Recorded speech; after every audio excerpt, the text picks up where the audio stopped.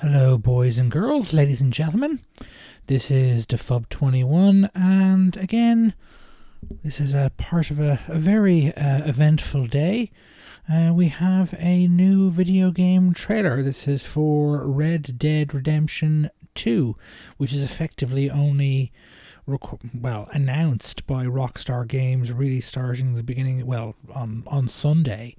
I'm recording this on the Thursday, the 20th. So I think it was on Sunday, the 17th, if memory serves. This previous Sunday, they started tweeting images, which led to this trailer being released today.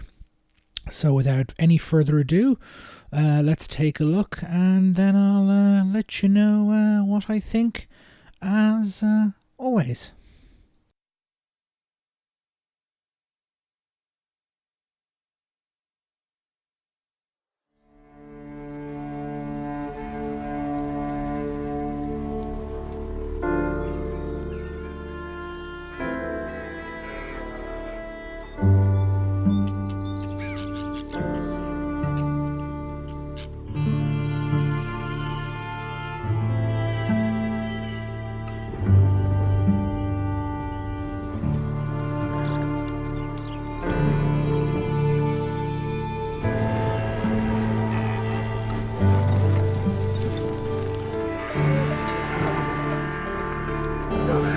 Listen to me.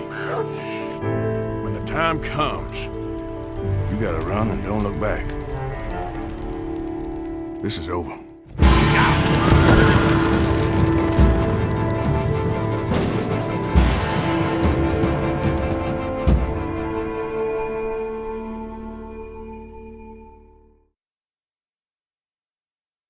Well.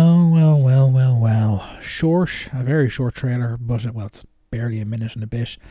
But visually, very impressive. This is not really a surprise. The Rockstar's last game, Grand Theft Auto 5, was designed from the ground up to run on the Xbox 360 and the PlayStation 3, which I think came out in 2013, if memory serves, which at that stage meant that 360 was 8 years old and the PlayStation 3 was 7.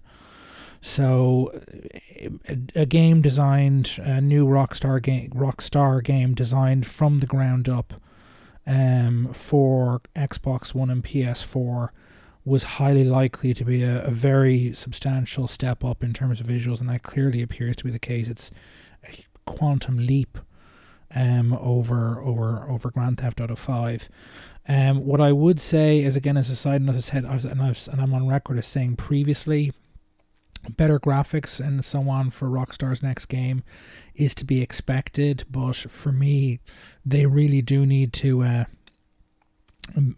start making the world more believable in other ways. In other words, they need to improve the complexity of the AI, make it more dynamic, allow for a greater number of things to happen in the real world that affect gameplay, that are unscripted, as it were, that are just happen dynamically. Emergent gameplay is what they call it. That's one of the things they can call it.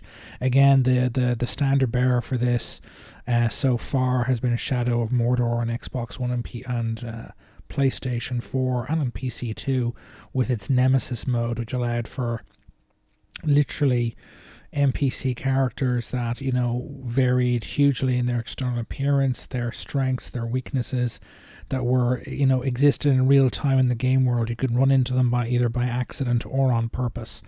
And some of the most the best moments I've had gaming on this console generation, certainly on the Xbox One, has been in that game. And again, if it's just more crowds of brainless NPCs that just run off screaming whenever there's a fight or you start shooting a gun, that really won't do it for me. They need to progress that area of the game's design quite a bit. It is also of note that because, compared to GTA 5, or 4 for that matter, Red Dead Redemption's world is quite a quiet one. It's mostly, large rural areas. The towns are not that big and not very heavily populated. So there would be, more room, as it were, to spend more kind of CPU processing resources on, you know, more complex AI characters and a more complex world in terms of artificial intelligence, to make it feel more alive, more unpredictable, to allow more unexpected things to happen. Now, whether that'll happen or not, I don't know. I mean, as I've said previously, the Xbox One and the PS4, the single area they represent the weakest jump in capability over the 360 and the PlayStation 3 is on the processor side. Those Jaguar CPU cores are extremely mediocre in terms of their performance. They're more powerful than what's in the 360 and the PlayStation 3, but nowhere near as much as you would think you would get from an 8/7 year, or effectively almost a decade's worth of technological development and advancement since those two last gen systems came out. Again, because the Jaguar cores are geared not for raw performance but for energy efficiency and low heat output. They're intended for use in, you know, effectively tablets and laptops and very small form factor PCs. So seeing, you know, again, it looks fantastic.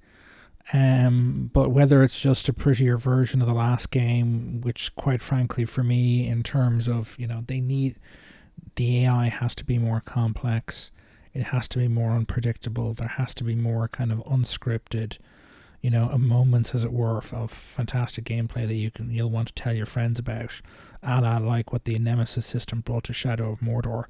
And if there aren't, well, you know, a prettier version of Red Dead Redemption is all very well and good, but for me it's not enough.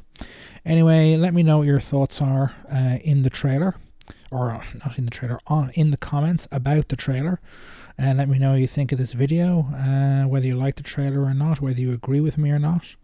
Again, in the comments section. Please like this video, and if you haven't already subscribed to my channel, please do so. This is Defub21 signing off. Toodaloo.